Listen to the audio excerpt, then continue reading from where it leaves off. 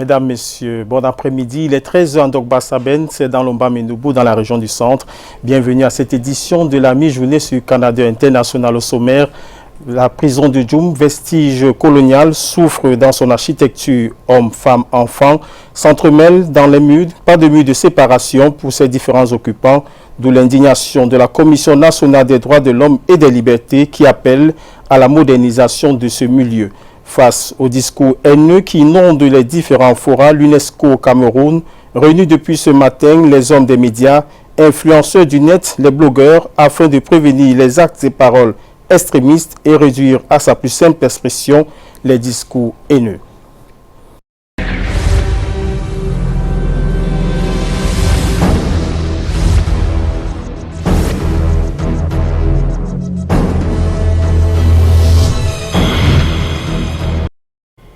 Vestige de l'époque coloniale, la prison de Djoum, 85 ans, brille par sa vétusté.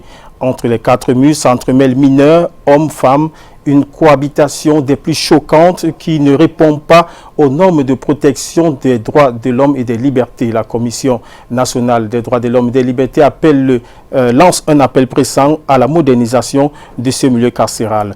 Parcourons ce vestige avec Ambroise Foguet. Prison principale de Djoum.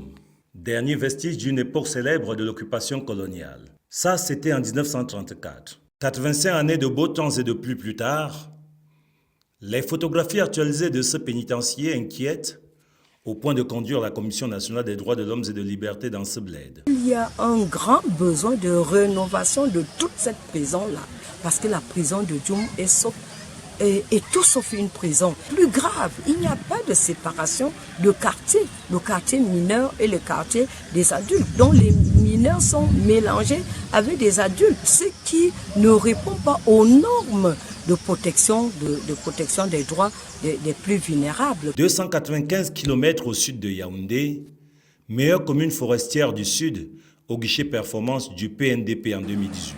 Ville de transit sur le tronçon dit du développement, entre le Cameroun et le Congo-Brazzaville. L'exception cependant à Djoum, c'est l'essor et ses corollaires.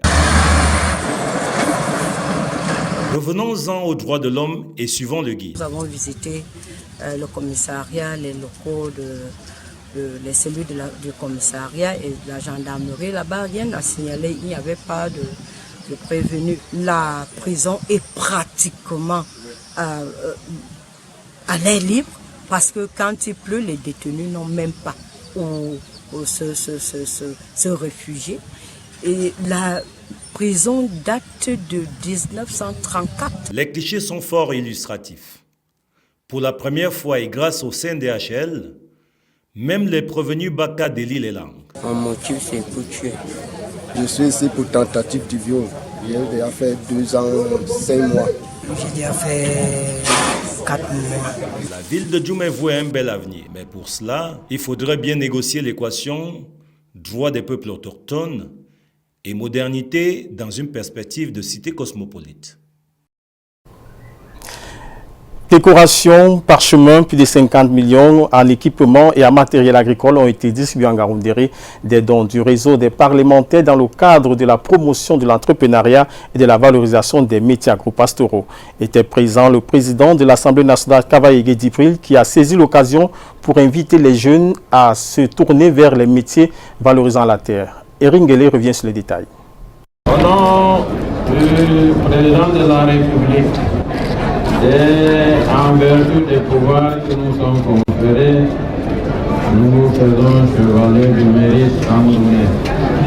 L'État, reconnaissons pour leurs efforts dans les domaines de l'agriculture et de l'élevage. Ils sont 15 médaillés du mérite camerounais et de l'ordre du mérite agricole, décernés par le chef de l'État Paul Biya et apposé par un agriculteur, le très honorable Kavaye Dibril, président de l'Assemblée nationale.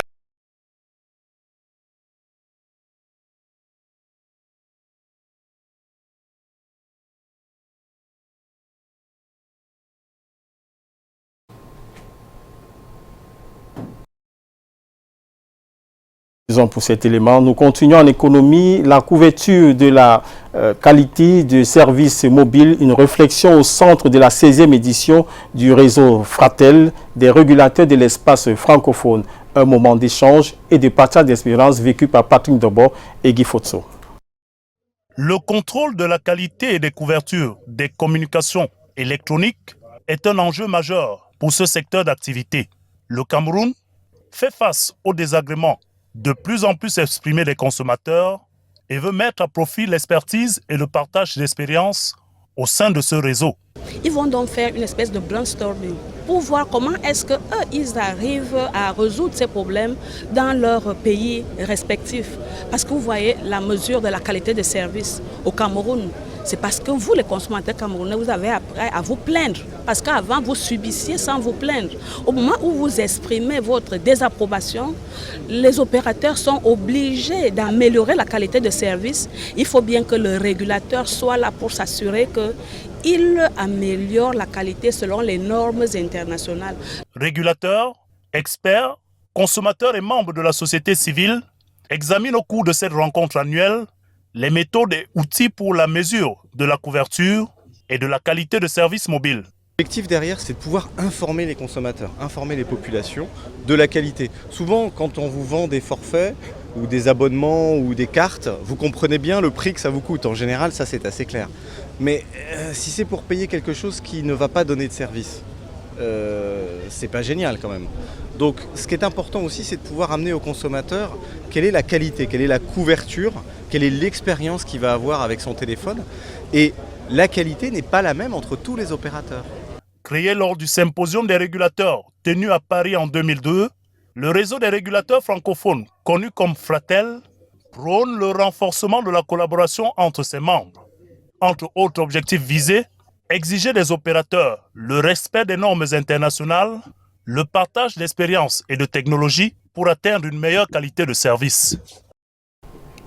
La suite des informations de cette édition de la mi-journée sur Canada International, c'est avec Yaoundé. Bon après-midi Delphine Fonkou.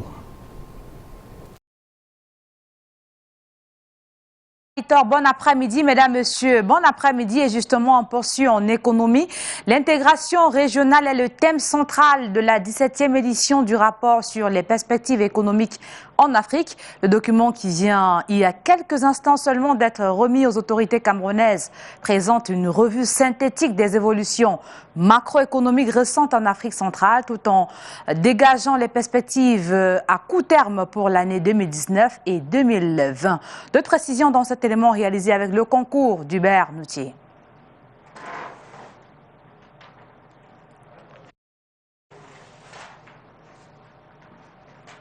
Quelques soucis avec cet élément, nous l'aurons certainement avant la fin du journal. Le temps pour nous de parler autre chose.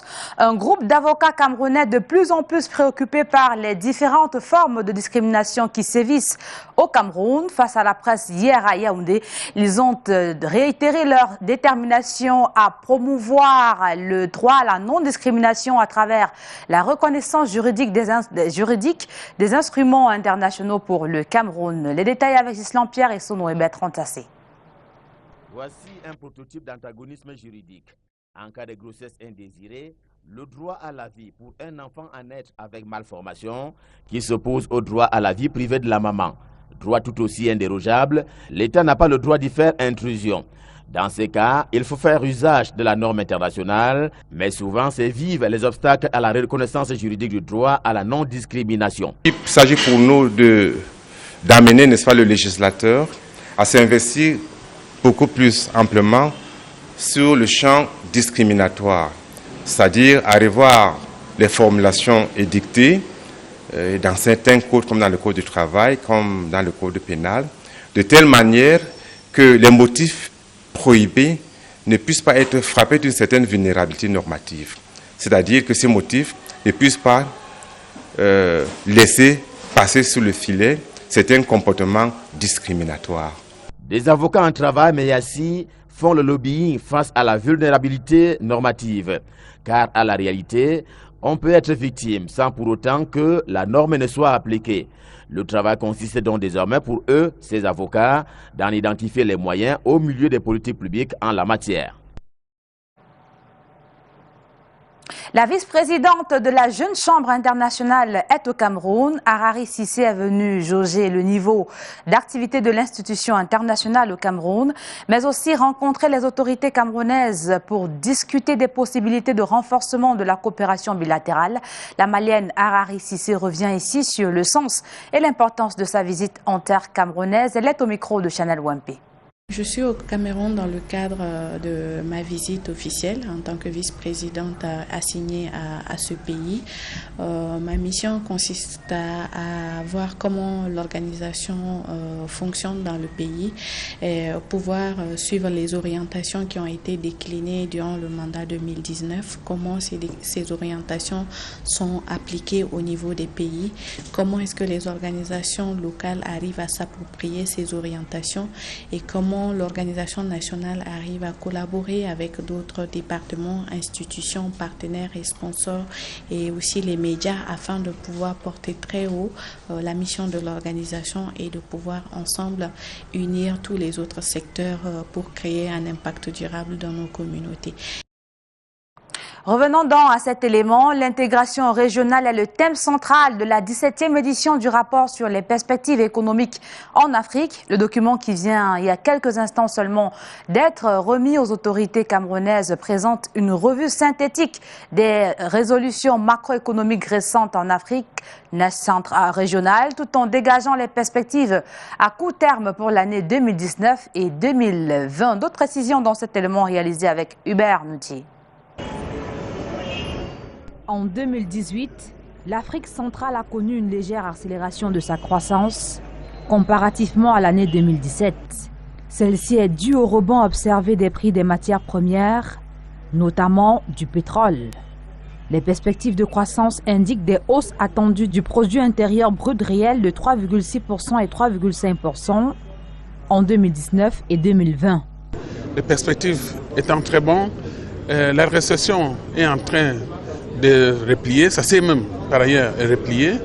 Dès 2018, la zone Afrique centrale a renoué avec la croissance. Le Cameroun, qui était resté sur un bon sentier de croissance, voit sa croissance renforcée en 2018. Les perspectives pour 2019 et voire 2020 demeurent très positives. Les trajectoires de la croissance pour ce qui est du Cameroun et à l'ascendance. Les acteurs de l'économie camerounaise sont appelés à consolider ces perspectives en vue de l'amélioration des conditions de vie des populations. La 17e publication des rapports sur les perspectives économiques régionales en Afrique centrale, présentée ce 3 avril à Yaoundé, met en avant l'appréciation de la Banque africaine sur les perspectives économiques des pays. Il est question aujourd'hui de présenter deux rapports. Il y a donc ce rapport continental, comme je l'ai dit, qui rentre dans sa 17e édition. Et il y a les rapports régionaux. Le rapport portant sur l'Afrique centrale, effectivement, indique que la région, aujourd'hui encore, est confrontée à des défis multiples. La croissance qui est nettement en deçà de la croissance moyenne enregistrée sur le continent. Et en même temps, les défis que nous avons relevés dans ce document, qui sont les défis d'intégration, qui font qu'aujourd'hui, dans cette région, nous avons un volume très faible d'échanges et qu'il faille faire approfondir à travers beaucoup d'appuis que la Banque africaine est en train d'apporter dans le cadre de sa nouvelle stratégie d'intégration régionale. Ce rapport 2019 est particulier en ceci qu'il met un accent sur les questions d'intégration régionale. Le document a été remis aux autorités camerounaises ce mercredi, le temps d'un atelier présidé par le ministre délégué auprès du ministre de l'économie, de la planification et de l'aménagement du territoire. En santé, 8 bébés ont vu le jour hier au Centre hospitalier de recherche et d'application en chirurgie endoscopique et reproduction humaine, CRASER. Parmi ces enfants, tous issus de la fécondation in vitro, une paire de jumeaux dont la génitrice est une maman d'une 50aine d'années. D'autres précisions avec Karel Meza-Tchatchoya et Serge Alonzibou. Cela ne peut pas s'expliquer. Les enfants et les mamans se portent bien. On a eu une bonne adaptation à la vie extra-utérine. Un seul a nécessité une réanimation que nous avons conduite avec succès, avec l'équipe qui est très bien formée et très bien entraînée pour ce faire. Madame le Préfet, faites votre boulot. Une victoire de plus pour le professeur Jean-Marie Cassia et son équipe. C'est une rentrée heureuse parce qu'il s'agit donc ce matin de la venue de 8 bébés au monde après fécondation in vitro. Et je crois que c'est un moment de joie extraordinaire. Et voyez-vous que ça coïncide avec la semaine de la joie, cette semaine. Les plus jeunes ont donné naissance à leur bébé par voie basse et les plus âgés par césarienne. Toutes nos excuses pour ces soucis observés dans la diffusion de cet élément. Nous y reviendrons certainement dans nos prochaines éditions. On parle culture à présent. Elles sont une partie intégrante de la culture camerounaise. Les langues nationales au Cameroun sont mises en avant par la Sovereign in Linguistic Research qui, à l'occasion de son 50e anniversaire, a dit sa détermination à promouvoir ces langues. Seulement, que sont-elles devenues les langues nationales? Tentative de réponse avec Rak Chabasek Yedna et Michel Foucault.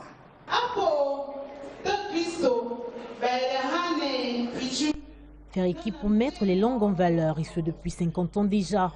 Au Cameroun, les langues nationales sont implémentées dans toutes ces régions. L'apprentissage de la langue, qu'elle soit écrite ou orale, est le fil d'action de la linguistique au service du développement.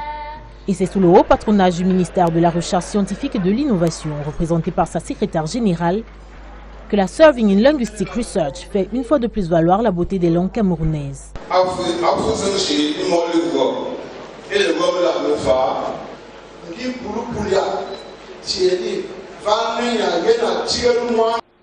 En 50 ans, 131 langues traduites à travers les livres divers, 24 dictionnaires disponibles. Les langues nationales camerounaises, au vu de tout cela, ont-elles pris une hauteur surévaluée à l'échelle mondiale? Et de ce fait, 75% de la population mondiale parle 8% des langues existantes. Et 5% de la population mondiale parle le reste de 92% des langues du monde. La transmission de ces langues maternelles sur les plateformes médiatiques est de plus en plus répandue. En outre, en 2019, l'UNESCO célèbre cette année comme étant l'année internationale des langues autochtones. Mais alors, quel est l'impact des médias dans l'apprentissage de ces langues? Les médias jouent un rôle très important et je puis dire qu'aujourd'hui avec les médias, avec les nouvelles technologies, il y a une pléthore, il y a une kyrielle de possibilités, n'est-ce pas, d'enseigner aux gens à lire et à écrire leur langue. En fait, les générations actuelles ont plus d'opportunités que n'en ont eu, n'est-ce pas, les générations d'il y a 30 ans, 40 ans. Recherche, alphabétisation, traduction et formation. Les 50 années passées au service des communautés linguistiques, Bassa, Grassfield, Maka ou encore Eondo entre autres, pour la CIL est le début d'une longue aventure. En nécrologie, revenons à présent sur ces hommages académiques au professeur André Tchenche, décédé en février dernier. Ils viennent de lui être rendus par l'intelligentsia camerounaise à l'université de Yaoundé 1. Le reportage de Karen Mezatchachoya et Bertrand Tassé. C'est le mythique amphithéâtre 700 de l'université de Yaoundé 1 qui a servi de cadre aux hommages académiques et institutionnels rendus à cet homme connu pour son érudition pluridisciplinaire. Le professeur André Tchenche Ndiako. Présent aux côtés de sa veuve, ses collègues dont beaucoup ont été ses étudiants, mais aussi ses amis, et les responsables des institutions universitaires, dont le recteur de l'université de Yaoundé 2, le professeur Adolphe Nikwaché, le professeur Daniel Aboua, ont salué la pondération et la vaste culture de l'homme qui a rejoint ses ancêtres. Le professeur Joseph Fometeux, initiateur de ces hommages académiques au professeur André Tchenche Ndiako, est au même diapason. Il tout ce qui était autour de lui, y compris les étudiants partageant avec lui quelques heures dans une salle de cours. Né le 5 janvier en 1947 à Bakassa par Bafang, le juriste et économiste a obtenu en 1968 son bac au collège Liberman à Douala et entre à l'université de Yaoundé, où il obtient en 1971 une licence en droit privé. Et plus tard, à Paris et Bordeaux, une abondante moisson de parchemins dans les domaines de la banque, de l'économie de la gestion des relations internationales et un doctorat d'État en droit privé. L'auteur de Droit réel et domaine national au Cameroun et Droit foncier urbain au Cameroun a été avocat à sa retraite des campus, notamment l'université de Ngaoundéré, dont il fut un des plus vieux meubles.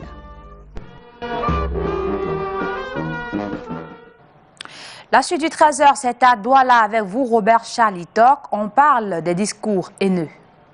Merci Delphine Fonko. On continue cette information. Les discours haineux, un véritable fléau grandissant dans la société camerounaise. Prévenir les actes et paroles extrémistes et réduire à leur plus simple expression les discours haineux, tel est l'objectif de la conférence organisée par l'UNESCO à Douala. Journalistes, influenceurs du web, blogueurs, militants des partis politiques étaient présents. Salat Khaled, directeur du réseau régional UNESCO Afrique centrale, est au micro de Patrick Guagna et de William Nobou.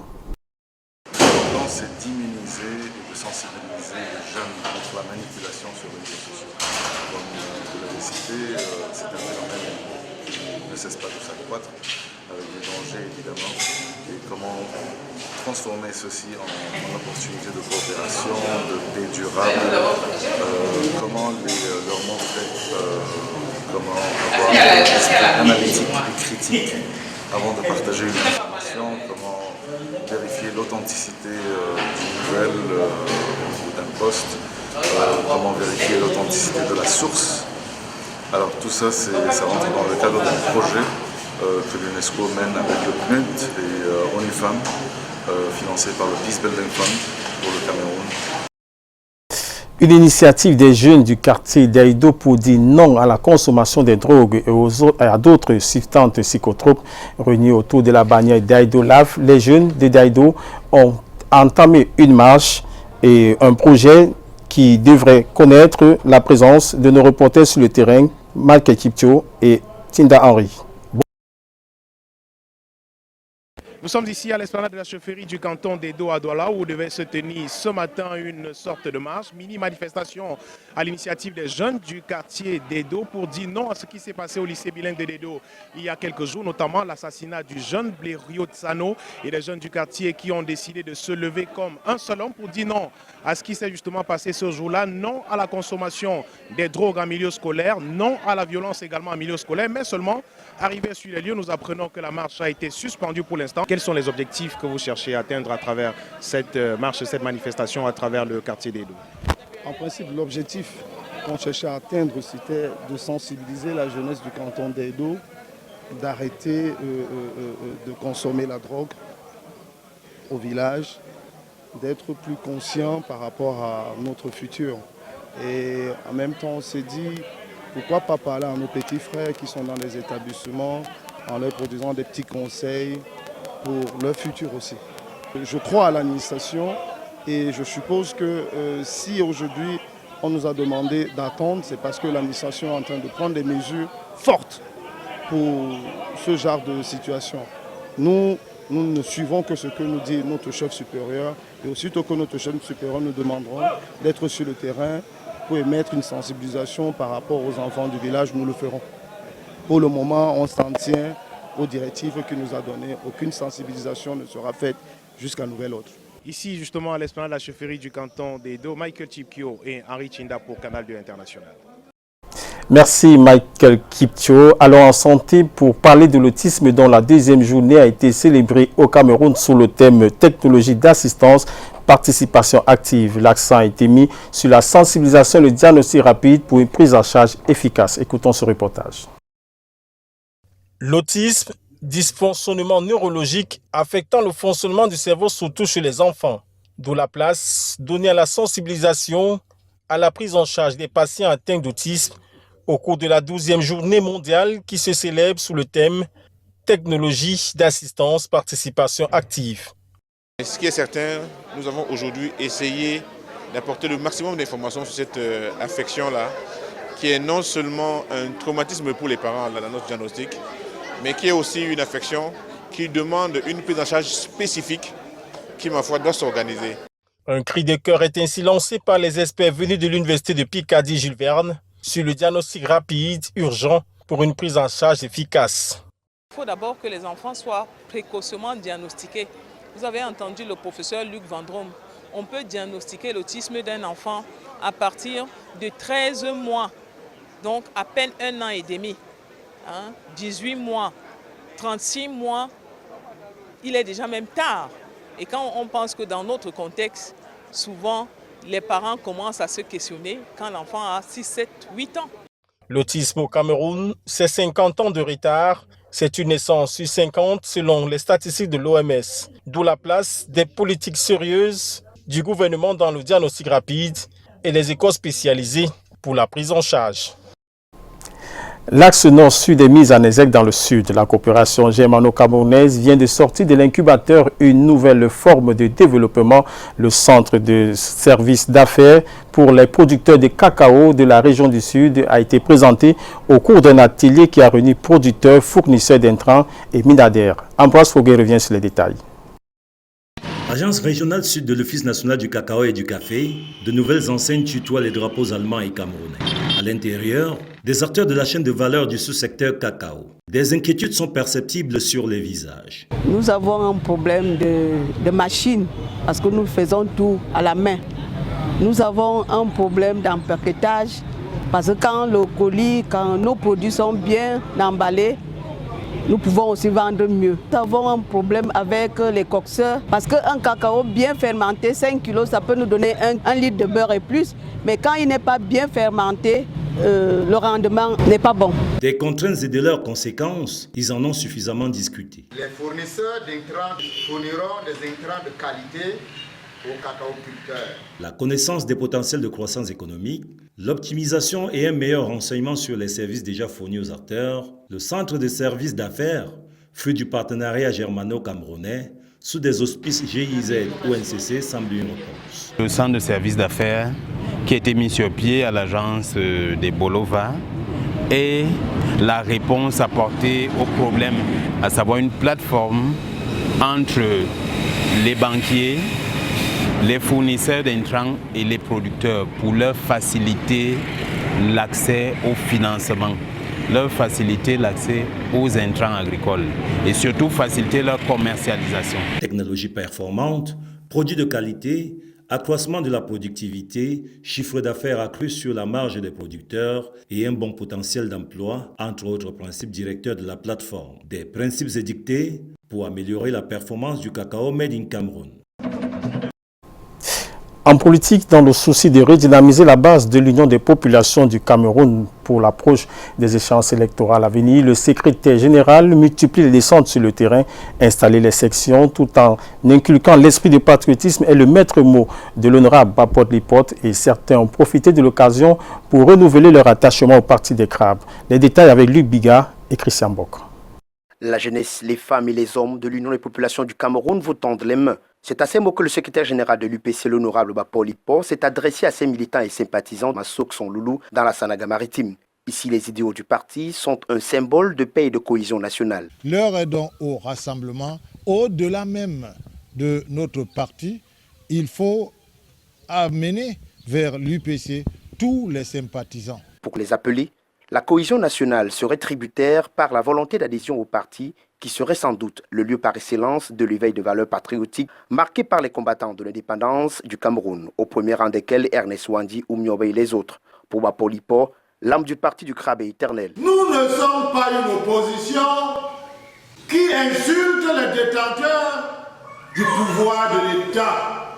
L'Union des populations du Cameroun inscrit son action dans l'accompagnement de l'État, dans l'accompagnement des institutions de la République pour la réalisation du bonheur de tous. À l'aune des échéances électorales qui se pointent à l'horizon, le secrétaire général a installé la section régionale de Massouk qui a pour mission d'aller convaincre par le biais du porte-à-porte les militants indécis en les inculquant l'esprit de patriotisme. Nous allons aller de porte en porte pour reformer les gens et leur donner les formations utiles et permettre que nous puissions aller de l'avant. Nous disons à tous ceux qui veulent être sous la bannière de l'UPC que nous allons les accueillir et instruction a été donnée au président des sections pour que dans le cadre des investitures de notre parti pour les élections à venir, que les jeunes loups qui frappent à notre porte soient également intégrés dans les listes. L'objectif de l'UPC en cette période cruciale est de sensibiliser, de redynamiser la base et conquérir les sièges perdus des années antérieures dans les bastions des ECA et des... Mesdames et messieurs, c'est avec cet élément politique que nous clôturons cette édition du journal de la mi-journée sur Canada International. Merci de nous avoir prêté vos yeux et vos oreilles, surtout votre attention. Bon week-end. Au revoir.